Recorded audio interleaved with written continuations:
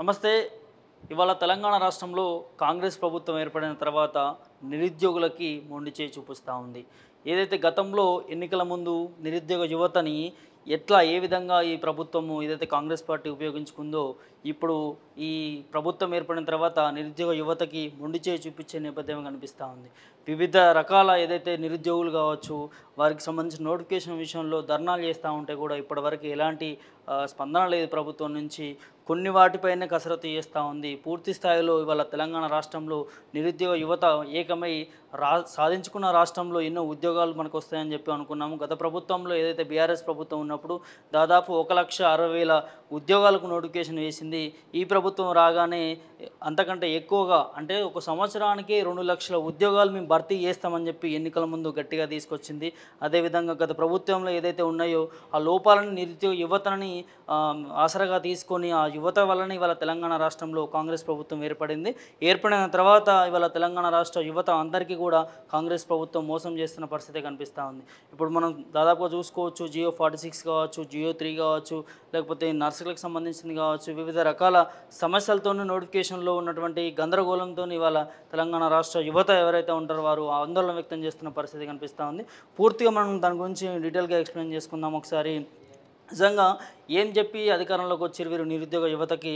ఇవాళ ఏం చేస్తూ ఉన్నారు? సంవత్సరానికి 2 లక్షల ఉద్యోగాలు భర్తీ చేస్తామన్నారు, ఎక్కడ కూడా కనిపిస్తలేదు. గత ప్రభుత్వం నోటిఫికేషన్లో వచ్చినటువంటి ఉద్యోగాలు భర్తీ చేస్తూ నియామక పత్రాలు ఇస్తూ మేము 25,000 ఉద్యోగాలు ఇచ్చినామని డబ్బాలు కొట్టుకుంటా ఉన్నారు ఈ ప్రభుత్వము.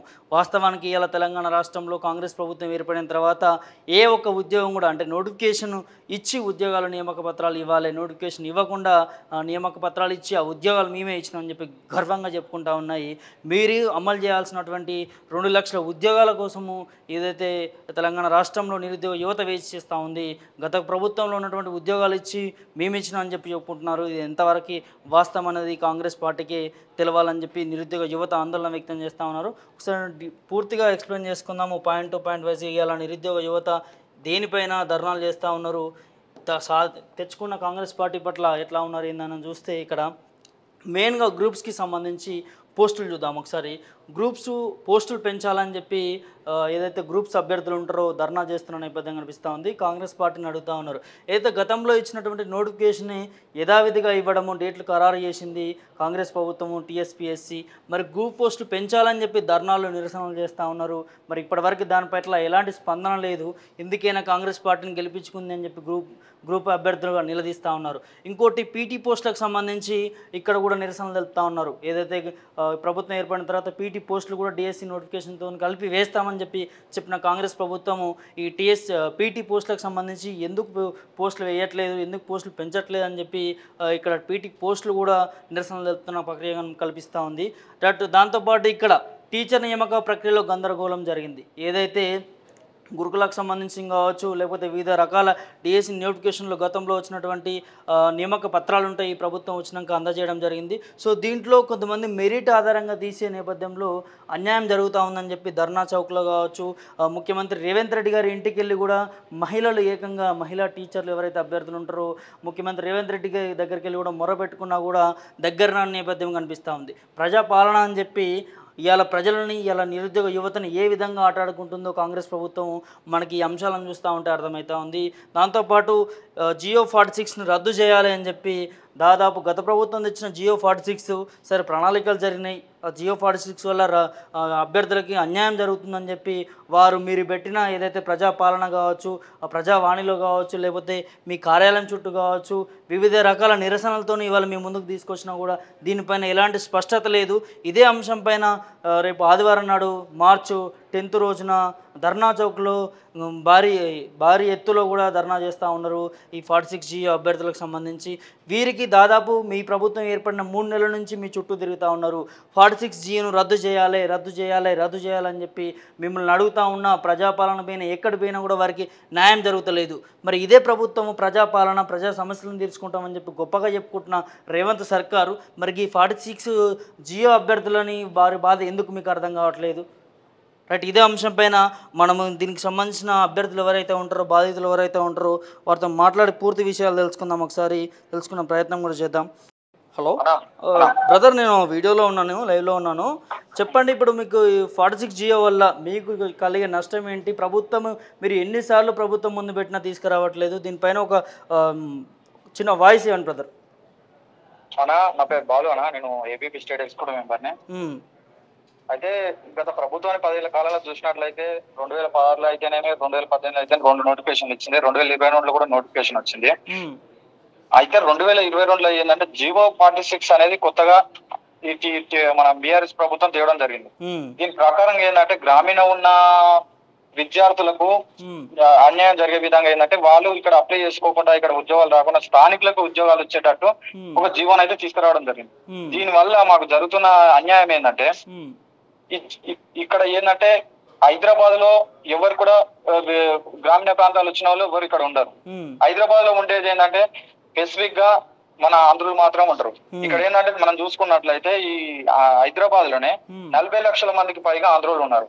ఈ ఉద్యోగాలను ఏంటంటే ఈ ఆంధ్రులు కొల్లగొట్టుకోబోతున్నారు. మాకు ఇది కాదు, మాకు ఇంత ముందు ఈ 2016-18లో ఏ విధంగా అయితే ఉన్నదో అదే విధంగా మాకు ఈ నోటిఫికేషన్ ఇవ్వండి.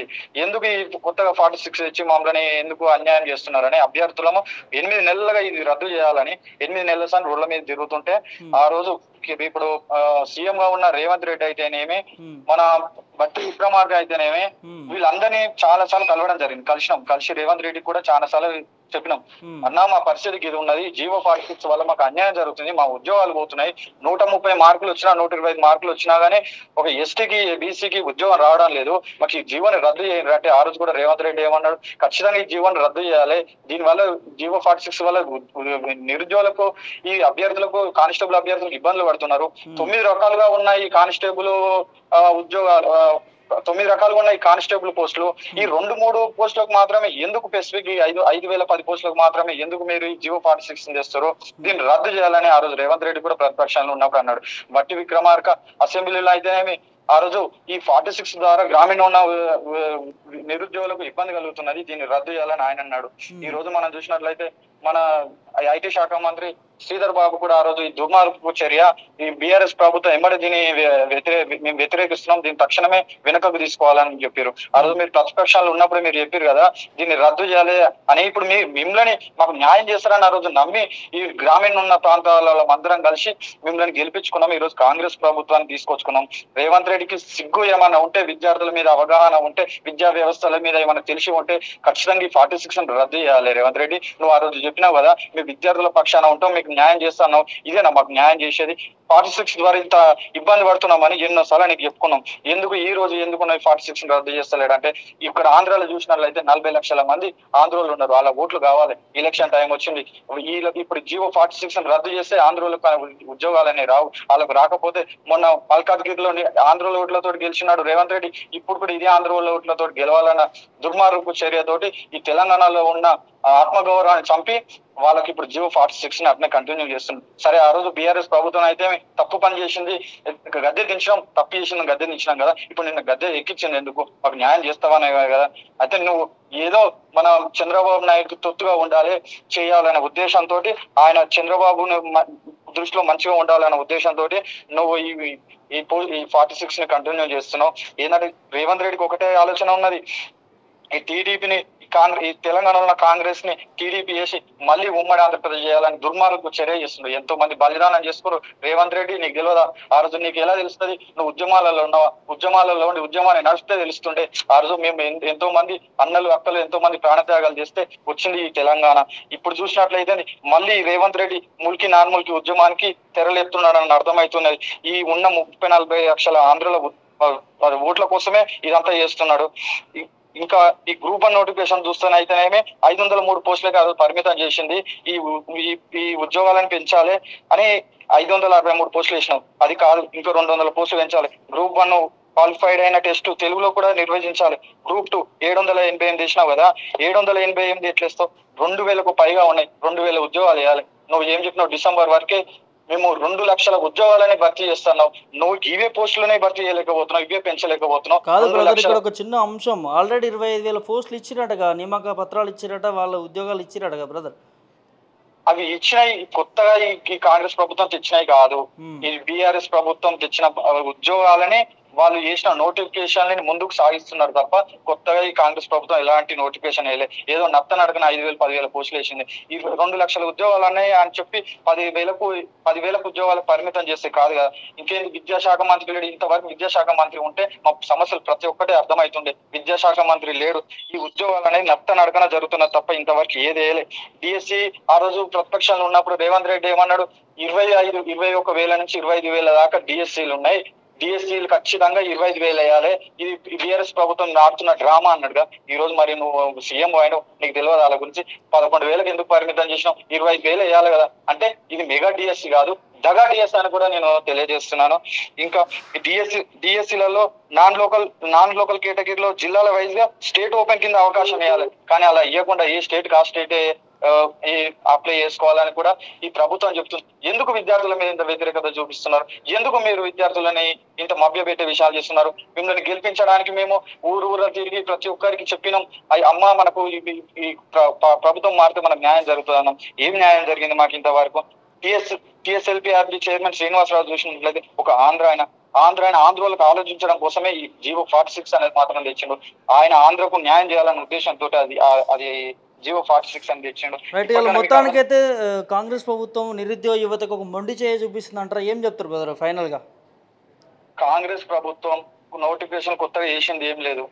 బిఆర్ఎస్ ప్రభుత్వం బిఆర్ఎస్ నోటిఫికేషన్ వేసిన దాన్ని ముందుకు నడిపిస్తున్నారు తప్ప ఏదో ఉచిత బస్సులు, ఉచిత కరెంట్ అంటున్నారు తప్ప విద్యార్థులకు ఉచితంగా ఇచ్చేది ఏం లేదు. ఇంకా 6 గ్యారెంటీలు అన్నాడు, 5వ గ్యారెంటీ విద్యార్థుల కార్డు 5 లక్షల రూపాయలు అన్నాడు. ఎక్కడ పోయింది రేవంత్ రెడ్డి? ఎక్కడ పోయింది? సిగ్గు శరం ఉండాలి నీకు. ఏమైనా ఆ రోజు చెప్పినావు కదా, వాళ్ళని మభ్య పెట్టి మా ఓట్లు వేయించుకొని ఈ రోజు నువ్వు గద్దె ఎక్కినావు కదా. దీనికోసమేనా మిమ్మల్ని గద్దె ఎక్కించింది? దీనికోసమేనా నిన్ను గెలిపించింది? నీకు బుద్ధి ఏమన్నా ఉంటే, విద్యార్థుల మీద అవగాహన ఏమన్నా ఉంటే తక్షణమే నీ పోస్టులను పెంచాలి, విద్యార్థులకు న్యాయం చేయాలి, శాఖ మంత్రిని కేటాయించాలి. లేకపోతే నిన్ను ఎట్లా గద్దెనైతే ఎక్కించినావు అదే విధంగా నేను గద్దెను విద్యార్థుల పక్షాన తెలియజేస్తున్నావు. రేంద్రి ఖబర్దార్.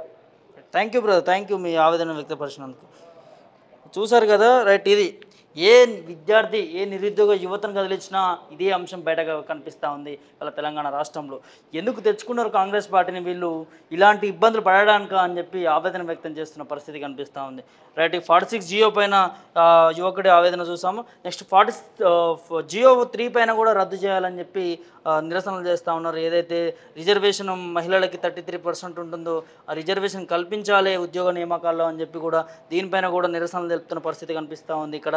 దాంతోపాటు కాంట్రాక్టర్ నర్సులను ఆదుకోవాలని చెప్పి ఏదైతే మీరు ఇచ్చిన 7,000 ఉద్యోగాలు ఏవైతే ఉన్నాయో నర్సులకు సంబంధించి, స్టాఫ్ నర్సులకు సంబంధించి, ఇక్కడ కాంట్రాక్ట్ నర్సులు ఎవరైతే ఉంటారో వాళ్ళని తీసేసే నేపథ్యం కనిపిస్తూ ఉంది. వారిని ఆదుకోవాలని చెప్పి వారు కూడా నిరసనలు చేస్తూ ఉన్నారు. డైరెక్ట్గా మాకు తీసేస్తే మేము ఎలా బతకాలి, ఎలా ముందుకు సాగాలి, మా పరిస్థితి ఏంది, మమ్మల్ని ఆదుకోవాలి ప్రభుత్వమే. ఇన్ని సంవత్సరాలు మేము వైద్య రంగంలో మేము పని చేశాము, మా సేవలు అందించాము, మమ్మల్ని ఆదుకోవాలని చెప్పి కూడా ఇక్కడ అంశం కనిపిస్తూ ఉంది. ధర్నాలు చేస్తూ ఉన్నారు. వారిని కూడా ఆదుకునే ప్రభుత్వమే ఉంటుంది వారిని ఆదుకోవాల్సింది. సో దాంతోపాటు ఫీజు రియంబర్స్మెంట్ దీనిలో కూడా నిరసనలు, ధర్నాలు చేస్తూ ఉన్నారు. సో ఇక్కడ ఎక్కడ చూసినా కూడా నిరుద్యోగ యువతకి, విద్యార్థి సంఘాలకి మండిపడతా ఉంది కాంగ్రెస్ ప్రభుత్వం పైన. మీరు అమలు చేయాల్సినటువంటి పథకాలు అమలు చేయకుండా ఇవాళ ఈ తెలంగాణ రాష్ట్రంలో వివిధ సమస్యలతోనే నిరుద్యోగ యువత ఆవేదన వ్యక్తం చేస్తూ మీ ముందుకు తీసుకొస్తూ ఉంది. ఈ అంశాలపైన ఎక్కడ కూడా కనిపిస్తలేదు. దీనిపైన స్పందించి ఇది చేస్తామని భరోసా కూడా ఇంతవరకు కూడా ఇవ్వలేదు. ఇక్కడ GO 46 పైన నిరుద్యోగ యువత ఖచ్చితంగా రేపు గలం కట్టి ధర్నా చౌక్లో ధర్నా చేస్తూ ఉన్నారు భారీ ఎత్తున. మరి దానిపైన స్పందించాలని చెప్పి కూడా యువకుడు మాట్లాడింది మనం చూసాం. దాంతోపాటు అగ్రికల్చర్ భూములకు సంబంధించి ఇక్కడ దౌర్జన్యంగా లాక్కుంటున్నారని చెప్పి కూడా దానికి సంబంధించిన నిరసనలు కూడా తెలుపుతున్న నేపథ్యం మనకు కనిపిస్తూ ఉంది. సో ఈ ప్రభుత్వం వచ్చిన తర్వాతకి మేము 25,000 ఉద్యోగాలు ఇచ్చినామని చెప్పి చెప్తా ఉన్నది. 25,000 ఉద్యోగాలు మీరు ఇచ్చినది కాదు, గత ప్రభుత్వంలో నోటిఫికేషన్ ఇచ్చి వారు నియామక పత్రాలు ఆగిపోయిన నేపథ్యంలో మీ ప్రభుత్వం వచ్చిన తర్వాత ఇచ్చినదే అని చెప్పి నిరుద్యోగ యువత చెప్తా ఉన్నది. సో దాంతోపాటు 2 లక్షల ఉద్యోగాలు అని చెప్పి చెప్తా ఉన్నారు. 2 లక్షల ఉద్యోగాలు ఇప్పటివరకు ఎలాంటి సప్పుడు సరిలేదు. గత ప్రభుత్వం ఇచ్చినటువంటి ఉద్యోగాలను మేము ఇచ్చినామని చెప్పి గొప్పలు చెప్పుకుంటున్నట్టు ఈ కాంగ్రెస్ పార్టీ మరి ఎప్పుడు ఈ 2 లక్షల ఉద్యోగాలు నెరవేరుస్తారనేది ఒక స్పష్టత లేదు, ఒక క్లారిటీ లేదు. మీ ప్రభుత్వం పైన మీకే క్లారిటీ లేదు. ఇక విద్యార్థులకి, నిరుద్యోగ యువతకి ఏం చేస్తారని చెప్పి ఇలా నమ్మకం లేకుండా పోయింది. నిజంగా కాంగ్రెస్ పార్టీ ఈ తెలంగాణ రాష్ట్రంలో ఏర్పడడానికి ప్రముఖ కారణం ఉద్యమ నాయకులే. ఏదైతే నిరుద్యోగ యువతనని చెప్పుకుంటాం ఘనంగా, మరి ఇవాళ మొండి చేయి చూపిస్తూ ఉంది. అలాంటి నిరుద్యోగులకి ఖచ్చితంగా 2 లక్షల ఉద్యోగాలు కావచ్చు, లేకపోతే నిరుద్యోగ యువతకు కావచ్చు, ఇవ్వాల్సినటువంటి ఉద్యోగ భర్తీలు కావచ్చు, ఇవన్నీ కాంగ్రెస్ ప్రభుత్వమే నెరవేర్చాలి. ఇచ్చే వరకు కూడా ప్రభుత్వం వెంటే పడతాము, ప్రభుత్వం పనే పడతామని చెప్పి కూడా నిరుద్యోగ యువత ఆవేదన వ్యక్తం చేస్తున్న పరిస్థితి కనిపిస్తూ ఉంది. రైట్, ఇది తెలంగాణ రాష్ట్రంలో కాంగ్రెస్ ప్రభుత్వం వచ్చిన తర్వాత ఏదైతే నిరుద్యోగ యువత పట్ల కక్ష సాధింపు చర్య మనకు కనిపిస్తూ ఉంది.